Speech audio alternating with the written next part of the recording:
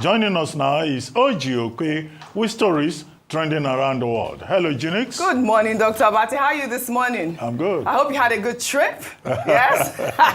Good morning. How are you this morning? Good morning. Our woman leader. Thank you. Our favorite woman leader. I forgot that name yesterday. How are you? Rufy on fire. I'm good, oh. Today we are marching. Yes, sir. Eh? Yes, sir. It's green for Nigeria. Yeah, you. Yes. Okay, white.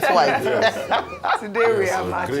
Green for Green for Nigeria. Oh, yes, congratulations to her. Be Fantastic. Not for AFN, though. We have her for our good news report. Very good. Well, good morning to you, viewers. Let's begin what's trending by taking a look at the controversy surrounding the assassination of Charlie Kirk, an influential right-wing activist and close ally of President Donald Trump, who was shot dead last Wednesday while speaking at Utah Valley University. His assassination has exposed the toxic polarization surrounding political violence in America and the boundaries of free speech in the workplace, with significant professional consequences for those who post celebratory content on social media. Meanwhile, in the United Kingdom, Oxford Union President-elect Judge Abaraonye, a British Nigerian, has faced online harassment after media reports revealed his social media posts welcoming Kirk's shooting. According to reports, Abaraonye had posted the words, "Charlie Kirk got shot, LOL," on Instagram and made similar comments in his WhatsApp chat with fellow students before quickly deleting them. Abaraonye is now caught between condemnation for his celebratory posts and becoming a target of racial harassment himself. The Oxford Union says it is deeply concerned by the racial abuse and threats directed at its incoming president. The controversy carries particular irony, given that Abaraonye had debated Kirk just months earlier at the Oxford Union in May, where the pair expressed opposing views on masculinity in what was described as a civilized academic discussion. Let's take a look. Do you think men would be happier if they were married and providing for a family? I don't think marriage or the institution of marriage is the only way a man can be happy. That's not what I said. I said generally happier. Do you think men will be generally happier if they're married, providing, and have children? I don't think that's a necessary factor to contribute to this happiness. What is your solution to bring about male happiness in the West? Mine is men get married, have children, and provide. What is yours? I think an affirmation of their emotions, their emotional state. I think an openness to allowing men to express themselves in whichever way they want, even if that is in a more effeminate way. Men are free to live single, men are free to be in gay relationships. I don't think that the institution of marriage privileges one to a life of happiness over any other way of living. You're scrambling for an excuse to get away from the truth that's right in front of you. I mean, maybe men should get married and have children. Okay, but I think because it's worked for 2,000 years. I just think it's a very dishonest way to go about this argument, that there's only one issue. Why is it that men in countries that barely have toilets and do not have 2 pounds to rub together, but they do have kids and they do have a wife, are much happier than someone with a big flat in downtown London? These poor countries do not have male suicide problems. Why? I do not know. Think about it. Thank you very much. All right. Well, in speaking with The Times, Abaraonye, who will become the second Nigerian and African to hold the position of president of the Oxford Union, said he immediately deleted his post on social media, stating, and I quote, "I reacted impulsively and quickly deleted the comments as they did not reflect my values, and as some have called for his expulsion from the union and even from Oxford University." Popular political and women's rights activist Dr. Shola Moshogbamimu posted a video about Abaraonye calling out some on the right for their hypocrisy regarding Abaraonye's comments vis-a-vis some comments made by Kirk about minorities. Let's take a look. When he heard Charlie Kirk was shot, he put out a WhatsApp message. Imagine it as breaking news. Charlie Kirk shot. Let's effing go. Now, was that insensitive in light of Charlie being shot? Of course. But it's no more offensive than Charlie Kirk calling George Floyd a scumbag when he was murdered and denying that he was murdered. Was George's comment, I don't know, offensive to some people? Naturally. But you know what's even more offensive than that? Charlie Kirk manufacturing consent for the genocide and ethnic cleansing of Palestinians every single day. Now, was George's comment hate speech? No. Was George's comment a crime? Heck no. Should he lose his place in university because of it? Hell to the frick no. Because you know what? I didn't see any of you people demonetizing or deplatforming Charlie Kirk as he went from one campus to another, indoctrinating masses of youth with his white supremacist and white nationalist bull ideology. And it seems Oxford University agrees, because they said as abhorrent as his comment is, doesn't violate our policy on free speech. And these advocates of free speech went mad. They want to destroy the future of this young black man and scapegoat him for the crime committed by Tyler Robinson, the young white man who actually killed Charlie Kirk. All right, we're also learning that Abaraonye is set to face disciplinary proceedings with the union. The institution emphasized that complaints about him will be addressed with utmost seriousness. The Oxford Union has found itself in a difficult position of condemning both the threats against Abaraonye and his original remarks. In the meantime, U.S. Vice President J.D. Vance has condemned those celebrating the assassination of Charlie Kirk, calling for swift accountability measures against individuals who have made inappropriate social media posts about the killing. Vance spoke on Charlie Kirk's show on Monday, urging Americans to call them out and call their employer, emphasizing that while the administration doesn't believe in political violence, it does believe in civility. So when you see someone celebrating Charlie's murder, call them out. And hell, call their employer. We don't believe in political violence, but we do believe in civility. And there is no civility in the celebration of political assassination. Get involved, get involved, get involved. It's the best way to honor Charlie's legacy. I can't promise you this is going to be easy. I can't promise you that all of us will avoid Charlie's fate. I can't promise you that I will avoid Charlie's fate. But the best way to honor him is to shine the light of truth like a torch in the very darkest places. Go do it. Shine the light of truth, and that's what J.D. Vance is saying. But we do know that Charlie Kirk had, in his lifetime expressed a lot of extremist views, and some of them were quite harsh with a lot of, the Arab nations, especially the blacks as well. And, this conversation about Abaraonye, people calling for his expulsion from the union, even after he had deleted his tweet, apologized, saying that it was impulsive. What are your thoughts on that? So, Oji, this spans back historically. Anytime you have a right-wing movement baited by religious nationalism, in this case, Christian nationalism, like it's happening in America, this is what you see. But it's always happened before. In the 30s, it was against the Jewish people, as propagated by Adolf Hitler, and they had co-conspirators in America, the likes of Father Coughlin, which was a Catholic priest that had one of the biggest radio shows in the 1930s in America, that said very anti-Semitic things against the Jewish people. It was about nationalism. Then the problem was the Jewish people taking our country away. Exactly what is happening. So it's not about Charlie Kirk here. They are using Charlie Kirk as a symbol to assert their dictatorial tendencies in the right wing. And that's why you can see the hypocrisy of America. His body was picked up in Air Force 2. That's what they call signaling in dictatorial disposition. They used American naval officer to lift his body.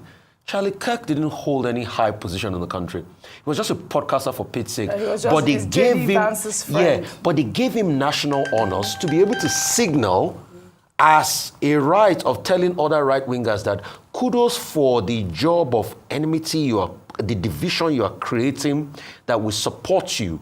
When President Trump was asked about the House of Rep member, state rep member killed by somebody on the right wing, he said he didn't know about her. When a politician was killed, he didn't amplify it because that was a lefty that was killed. But when somebody on the right is killed, then he amplifies it. So it's part of the religious war, the right-wing war they are baiting as we speak today. So what do? They'll clamp down on everybody. Delta, for instance, they've put pressure on Delta. Some of the staff that tweeted, I'm not saying nobody should tweet in support of another person being killed. But we should also call out the hypocrisy of the right wing and what they are doing. When Charlie Kirk called, I can't breathe, scumbag. Judge Floyd. They didn't say anything about Floyd, him. yeah. When he said heinous thing, they didn't say anything about him. You see, it is now obvious that the right wing does not believe in free speech. All right. They believe in dictatorship and an authoritarian outlook to things. Because when it's not in their favor, they shut people down, they cancel people. All right. But when people speak against them, they can't take it. All right. What's the way forward, Oji? We want sanity in the world. The world does not need all of this bigotry that is going on, because it's fast spreading. Look at the protests that happened in UK over the weekend with Tommy Robinson. So you are seeing the world snowball, and all of this is happening because you have economic inadequacy, and just like it happened in the 30s, Hitler came about because of the economic struggles in Germany. Yes. So it's repeating itself, and we need to be careful. The sad part for me, it is now baked in religious nationalism, which is Christian nationalism, which is right-wing movement, which is suppression of other voices. All right. Well, Dr. Abati, I'd like for you to even start with Abaraonye's call for expulsion. The Oxford Union has said that they're going to stand with him because it goes against the institution's free speech policy. Your thoughts? Okay. First, let me say that I identify fully with the sentiments expressed by Dr. Mos Shogbamimu. And our main point is that, look, there's a lot of double standards in how people relate ideologically. Secondly, that the right to free speech is being trampled upon by those who are trying to be politically correct. Now, the gentleman Abaraonye, he may have gone a bit, to the extreme by saying, laughing out loud, Charles Kirk has been killed. I don't think that anybody who is assassinated, anybody who is the victim of extreme politics and gun violence, we should celebrate that, because every life is important. Absolutely. However, his right to free speech should also be respected. Now, I'm told that even Piers Morgan is the one leading the campaign that he should be expelled. He should be removed as the president-elect of the Students' Union. So how do you draw the balance between political correctness, decency, and the right to free speech? And what they are doing at the Oxford University is a carryover from the United States. Do you know that in the United States, there is even a website called Charles Kirk Murderers, where anybody at all that tries to show that, well, Charles Kirk asked for it, his name is put there and the person is hounded and, harassed. Matthew Dowd lost his job at MCBC. One professor at Western Tennessee State University was sacked because he said, Charles Kirk had it coming for him. Some eateries, in some parts of the United States, they sacked some of their staff. So what you find here is, this culture of extremism, this culture of double standards, this culture of hypocrisy, in the reaction to the death of Charles Kirk. And I once said it on this same segment, that when the matter came up in the U.S. House of Representatives, now the Republicans wanted a minute of license. They also want the prayers read out. Now the Democrats said, we don't need to say the prayer loudly. How about the students who were killed in a secondary school in Colorado? Correct. Okay, they call it high school in the U.S. It's here in the village that we call it secondary school. That some students that same day were killed. They were shot. So what you could see that ideologically, it's not just the United States that is divided. Yes. Even the entire world is divided. Absolutely. And you can see what happened in Spain. Yeah. During the cycling incident. Even Spain is divided. Right. The Prime Minister says Israel should be banned from sports because of its attack on Gaza and support for genocide. The mayor of Madrid says no. The Prime Minister is an extremist and this and that. So, and it's not good for world peace. It's not good for human relations. Yes. It's not good for community feelings. I don't think that Abaraonye should be victimized for expressing I like his that. viewpoint. I like that, Dr. Bati. It's not good for world peace. I mean, at the end of the day, nobody should be shot for expressing an opinion. We've said that a number of times. We've established that everyone has a right to free speech, and you shouldn't kill someone because of their right to express, whether you agree with it or not. Now, with regards to George Abaraonye, I must say that Oxford as an institution has always prided itself as an institution that upholds free speech. I recall when I was in university in the UK that there was a time when the BNP, the British National Party, which is an extreme right party, which was deplatformed across universities in the UK, had the opportunity to go to Oxford because they said everyone had a right to speak, whether you agree with it or not. To now see the incoming president be, vilified for his expression, whether or not it was insensitive or not, I think it goes against the very ethos of the institution. And he has come out to explain his side of the story. I believe that they've said that the university itself will not take any disciplinary action against him. It is now whether or not they are pressuring him to resign. Charlie Kirk himself had the right to free speech in the United States of America. He didn't agree, not many people agreed with what he said, but he had that freedom of expression and thought. And that's the same thing that George had said, that he's expressing in the context of the man in question himself. So please, I do hope that the Oxford University will uphold the standard for free speech. Well balanced, very well balanced. Thank you all. I'm glad that we're all able to chime in on this conversation. Again, I mean, Abaraonye has apologized and he said that, his statement was impulsive.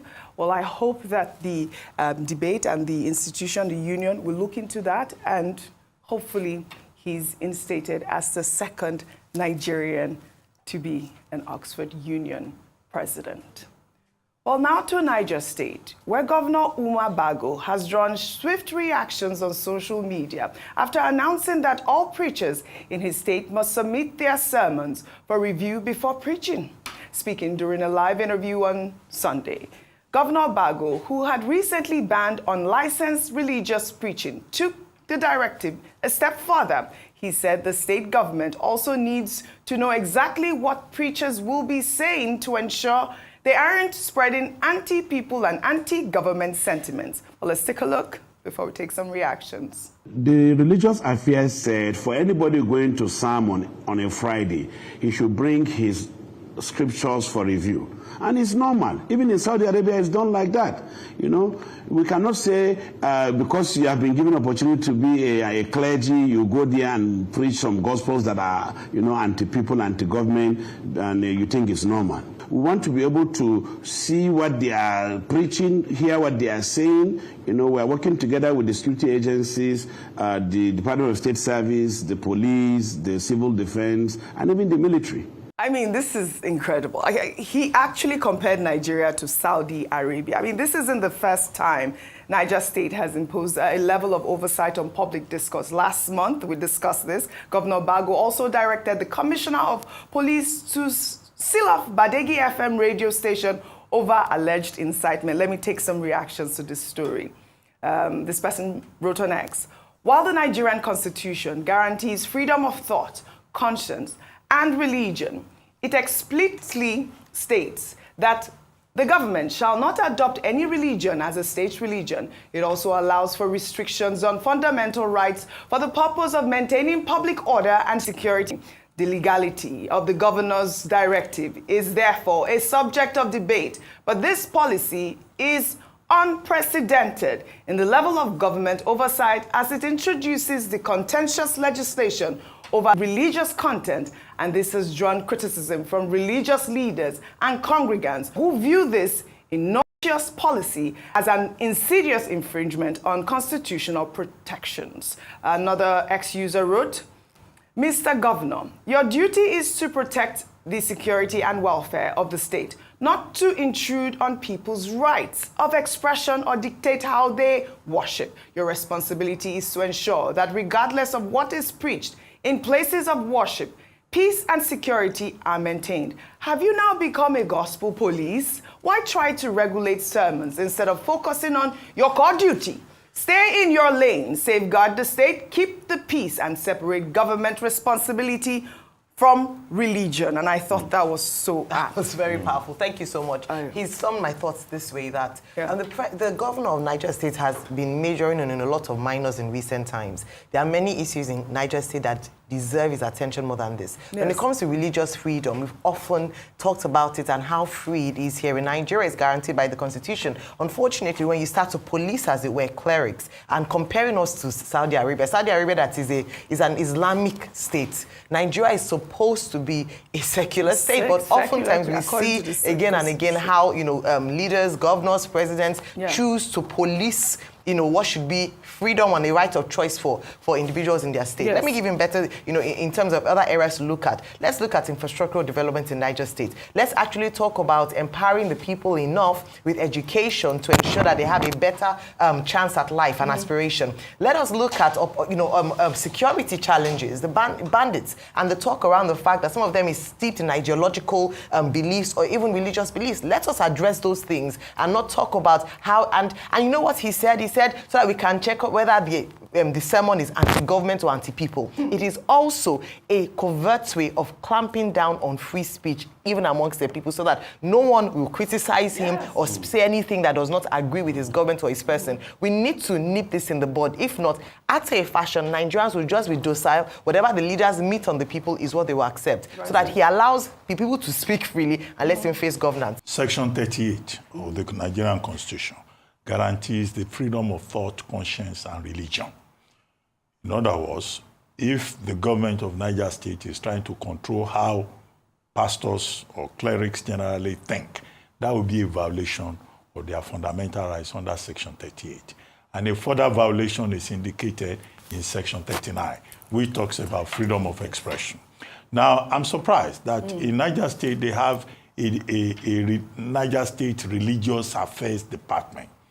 Now, Section 10 of the same Constitution says that you cannot interfere with, there shall be no state religion. So what are they doing in that Religious Affairs Department? And we've praised Governor Bago before. We have. He promotes religious unity. We saw him twice, in fact, going to churches to sing, to even preach, songs. To promote religious unity. Yeah. But to censor clerics will be a bit too far. Section 11, however, says, of the same 1999 Constitution, that there's something about public security, and nobody, whether you are a religious figure or whatever, you are not allowed to incite the public or to cause mayhem. So how do they in Niger State, walk the tightrope without censoring the rights of religious people under Sections 38 and Section 39? These are the questions. I'll go to Katsina State now, and Rufai, we can tie it all together. We'll take the story in Katsina State, where reactions have trailed the peace deal negotiations between one of Nigeria's most wanted terrorists, Isiya Kwashen Garwa, with a community in Faskari local government area of the state. The deal was announced on Sunday in a post on X by Zagazola Makama, a security analyst specializing in the Lake Chad region.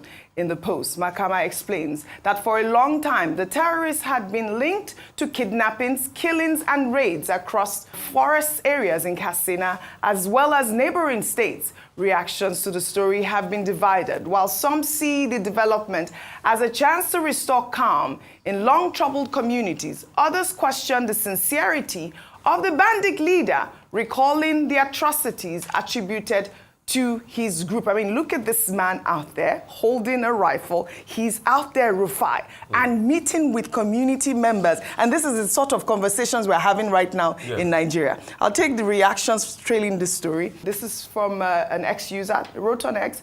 Is the peace deal the required justice for the numerous lives that were wasted and are still wasting so many years of setbacks, not only for the direct victims of insurgency and the Northeast, but also for the country in general? Negotiating peace with bandits and enemies who held the entire country hostage for so many days is synonymous with encouraging others to constitute themselves into groups to wage war against the country with the mindset of being granted amnesty after so many years of infiltrating havoc and destroying lives. Meanwhile, a peace deal that was intended to end years of violence in Nigeria's northwest has collapsed after bandits abducted 40 worshippers in Zamfara State. The peace pact had been signed on August 28 between community leaders and bandits in Katsina State. However, less than a month later, gunmen attacked a mosque in Gidantobe village in Safe local council and abducted dozens of worshippers during morning prayers on Monday. Despite the setback, the Katsina State government is saying they support community-driven pacts with repentant terrorists, but maintain a policy of zero negotiation. What sort of contradiction is that, Rufai? So when you see a society that the oppressors are beginning to have a very free reign, and the people that the government ought to protect, the government can't protect them, so they try to look for deals with their oppressors. These are vestiges of a dysfunctional society. You will have thought that this government will focus on that, but they'll never focus on that. They'll focus on politics. And that's why they were doing elections in Zamfara State, 5 local governments. I can't still process that thing. They deployed officers from Gombe and other parts, military officers, battalions were there. Insecurity, you will never see that kind of mass deployment. You see, because number one, the government doesn't really care about you that much. So you are left in the hands of kidnappers and bandits. You have to beg them for peace still. And that's the dysfunctional society we live in. And it's that kind of dysfunctional society that breeds people like Bago. That Badegi FM held his feet to the fire. He felt no other thing to do. He said he was going to demolish the station. Thank God Badegi FM didn't call to him. You know how many media stations that have called to dictators and outright bullies in this country? They took him to court, and he was repelled.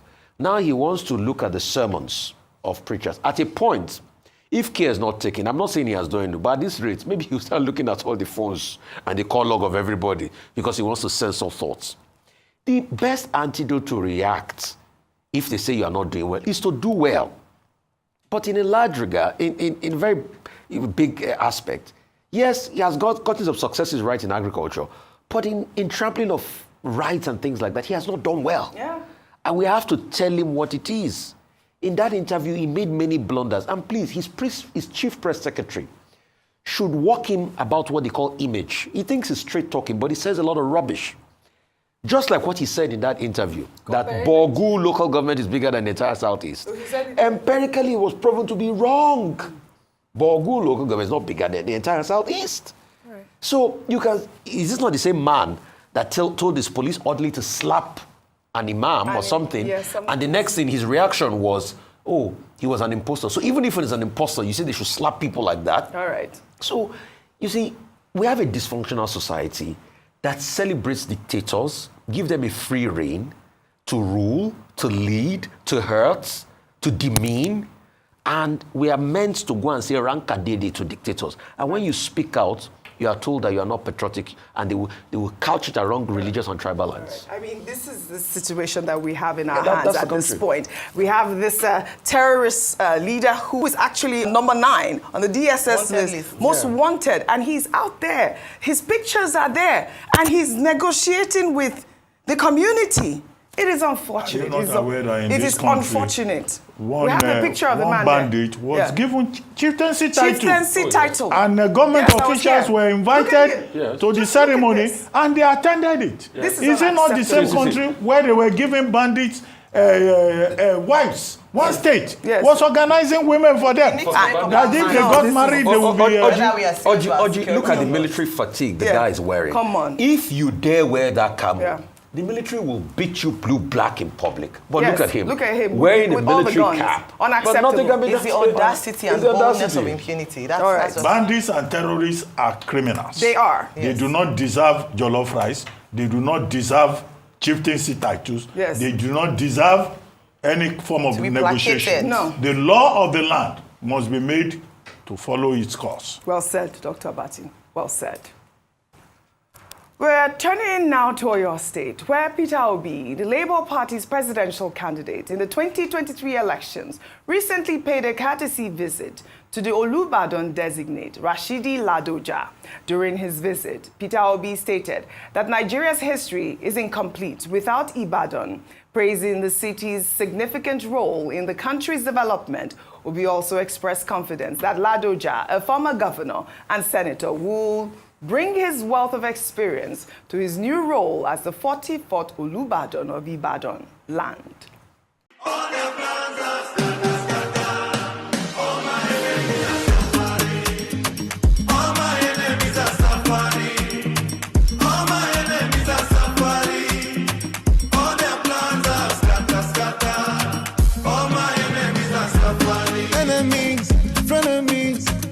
With that energy, you never know me, don't like me. I have seen the president. Can we unite and love each other and help to build a better country? We have no other country except this one, and we must all build it together.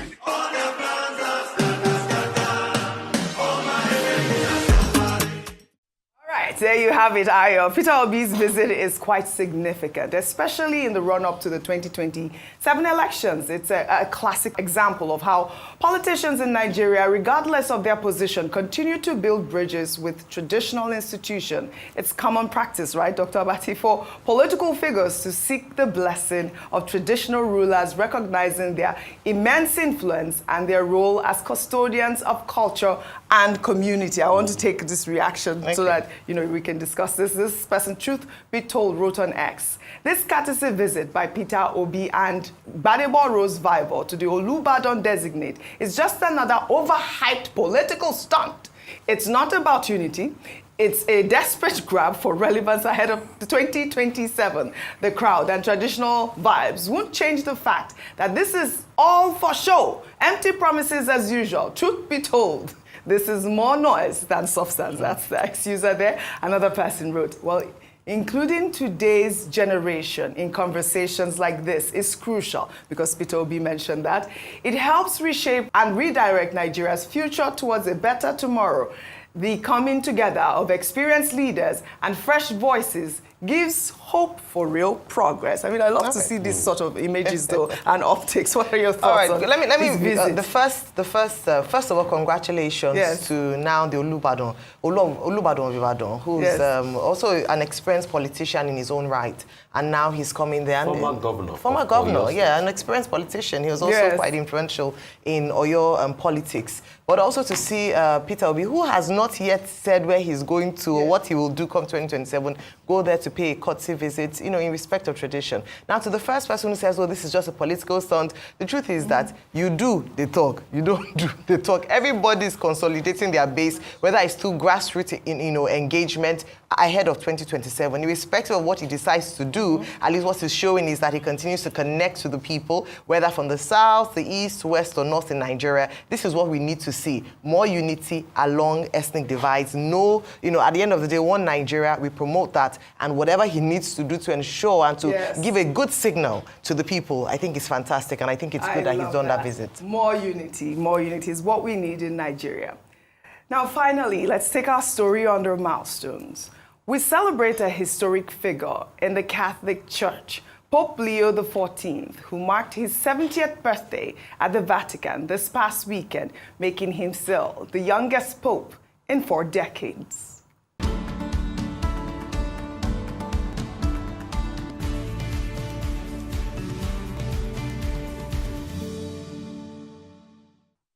Born Robert Provost in Chicago, Pope Leo made history last May when he became the first American-born pope, elected at the age of 69, the youngest pontiff since Pope John Paul II took the papal throne in 1978. The celebrations began on Saturday night when thousands gathered in St. Peter's Square for the Grace for the World concert, co-directed by Andrea Bocelli and Pharrell Williams, a spectacular prelude that was followed by a breathtaking drone show lighting up the Vatican sky.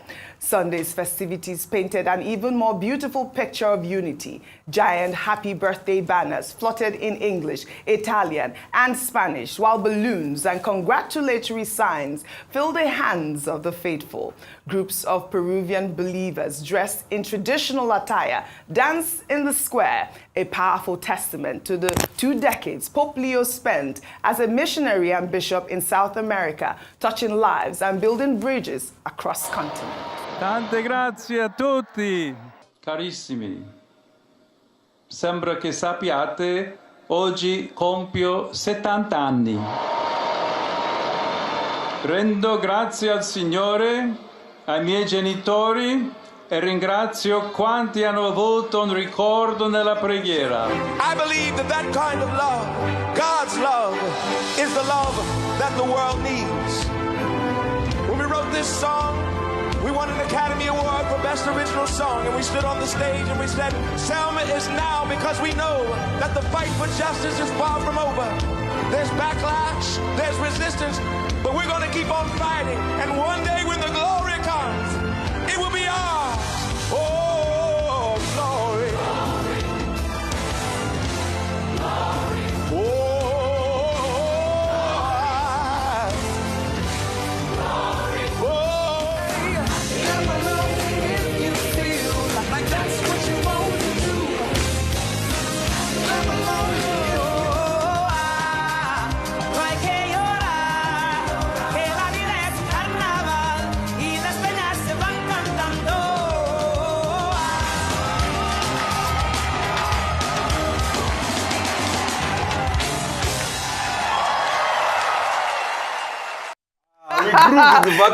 Dr. Martin was like, this was at the Vatican, yes, but of course it was at the we Vatican. Well, as Pope Leo celebrates 7 decades of life and his first birthday as the leader of 1.3 billion Catholics worldwide, we at Arise News join thousands around the globe in wishing a remarkable spiritual leader many more years of wisdom, compassion, and guidance. Happy 70th birthday, Pope Leo the 14th. I'd love to thank you all for your great analysis, as always, on What's Trending. Well, that's all I have for you guys on What's Trending today.